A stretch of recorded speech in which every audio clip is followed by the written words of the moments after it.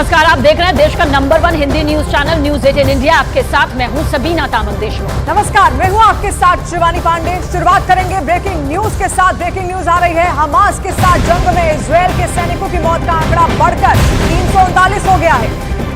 तो 7 अक्टूबर से लेकर अब तक हमास के खिलाफ इस महाजंग में इजरायल ने अपने 349 सैनिकों को खो दिया है, जिसका आईडीएफ ने दावा किया। तो देखिए कितने सैनिक यहां पर लगातार इजरायल गंवाता जा रहा है और हमास के साथ जंग अब भी लगातार जारी है। 1 महीने का वक्त बीत चुका है हमास के हमले में। आईडीएफ के 349 सैनिक यहां पर मारने का दावा किया गया है। तो दोनों तरफ से खतरनाक हमले हो रहे हैं, लेकिन इजरायल पूरी तरह से ठान चुका है कि अपनी सेना के जरिए हमास का खात्मा करके ही वो दम लेगा। ऐसे में 349 सैनिकों की मौत का बड़ा दावा, यानी कि 7 अक्टूबर से जो ये युद्ध शुरू हुआ है उसमें इजरायल को किस तरह से बड़ा नुकसान हुआ है, ये भी यहां पर सामने आया।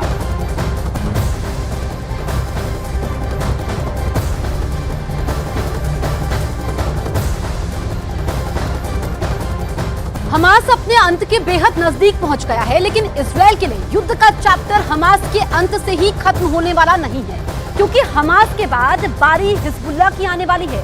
हिजबुल्लाह को लेकर जो रिपोर्ट सामने आई है वो नेतन्याहू की चिंता बढ़ाने वाली है। उत्तर कोरिया और हिजबुल्लाह के बीच पक्की दोस्ती देखकर नेतन्याहू के साथ साथ अमेरिका को भी लग रहा है कि इस युद्ध में परमाणु बम की एंट्री हो सकती है।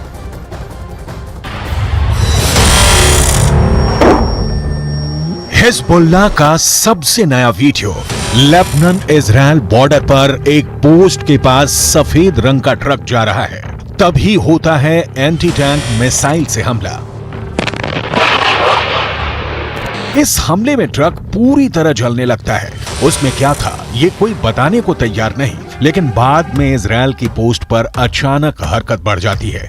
कुछ लोग भागते हुए नजर आते हैं। हिजबुल्लाह के इस पिन पॉइंट अटैक ने इजरायल में बहुत बेचैनी पैदा कर दी है।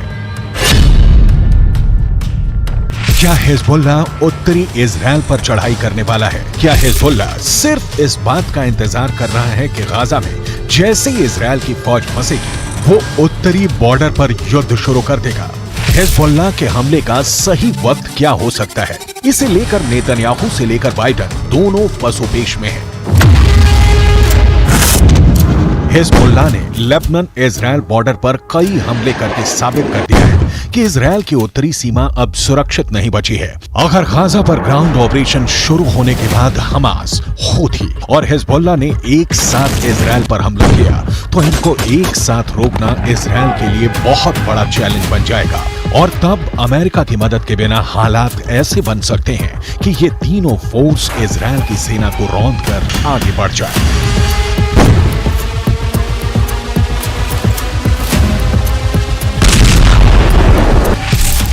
गाजा में हमास के लड़ाकों की तादाद 40 से 50 हजार के करीब है। उत्तर की तरफ लेबनान में मिलिशिया हिजबुल्लाह की तादाद 1 लाख से ज्यादा है। इनके सामने इजरायल में एक्टिव और रिजर्व फोर्स मिलाकर 6 लाख से ज्यादा सैनिक हैं। ये आंकड़े बताते हैं कि इजरायल के पास 4 गुना ताकत है। القلق من إمكانية أن تذهب هذه الجبهة إلى تصعيد إضافي أو إلى حرب كاملة، أو القلق من أن تتدحرج هذه الجبهة إلى حرب واسعة، وهذا احتمال واقعي ويمكن أن يحصل، وعلى العدو أن يحسب له كل حساب। इस बीच बड़ी रिपोर्ट यह है कि इराक के मिलिशिया हश्द अल शाबी ने अमेरिका के सैन्य अड्डों पर ड्रोन के बाद मिसाइल से हमले शुरू कर दिए हैं। इन हमलों में सबसे खतरनाक मिसाइल का नाम है अल अक्सा 1। अल अक्सा 1 ईरान की फतेह 110 का ही एक नया वर्जन बताया जा रहा है। या कहें कि ईरान ने यह मिसाइल इराकी हिजबुल्लाह हश्द अल शाबी को सप्लाई की और उसने इसका नाम बदलकर अल अक्सा 1 कर दिया। यह ऐसी मिसाइल है जो हिजबुल्लाह के पास पहले से है। यह एक टैक्टिकल मिसाइल है जो छोटा परमाणु बम भी दाग सकती है।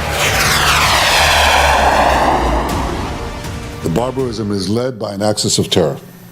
The axis of terror is led by Iran. It includes Hezbollah, Hamas, Houthis, and their other minions.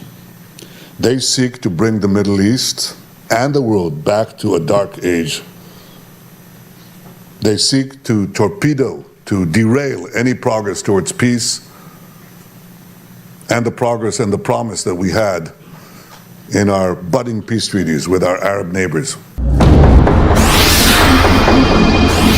इसीलिए इस बैलिस्टिक मिसाइल को लेकर अब सबसे बड़ा सवाल पूछा जा रहा है कि क्या हिजबुल्लाह के पास टैक्टिकल हमले के लिए परमाणु बम भी हो सकता है, ऐसा परमाणु बम जिससे कम दायरे में बड़ी तबाही मचाई जा सके। क्या हिजबुल्लाह के चीफ हसन नसरल्लाह ने यह परमाणु सीक्रेट अभी तक छुपा कर रखा हुआ है?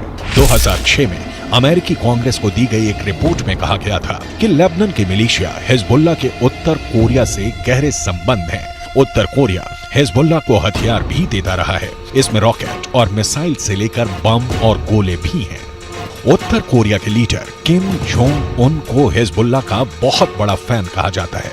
उत्तर कोरिया ने फिलिस्तीन का भी हमेशा समर्थन किया है और अब दक्षिण कोरिया से ऐसी रिपोर्ट आ रही है कि जो रॉकेट हमास और हिजबुल्लाह इस्तेमाल कर रहे हैं उन पर मेड इन उत्तर कोरिया वाली छाप लगी हुई है। इनका लॉन्चिंग सिस्टम 2014 में ही उत्तर कोरिया से सप्लाई किया गया था। ऐसे रॉकेट हमास को भी मिले, हिजबुल्लाह को भी दिए गए। इसमें 122 मिलीमीटर का कात्यूशा रॉकेट भी है, जिससे हिजबुल्लाह ने उत्तरी इजराइल पर हमले तेज किए हैं। सवाल है, हिजबुल्लाह और किम जोंग उन का याराना डेंजर मार्क के ऊपर जा चुका है और क्या इसमें कोई परमाणु सीक्रेट भी छुपा हुआ है?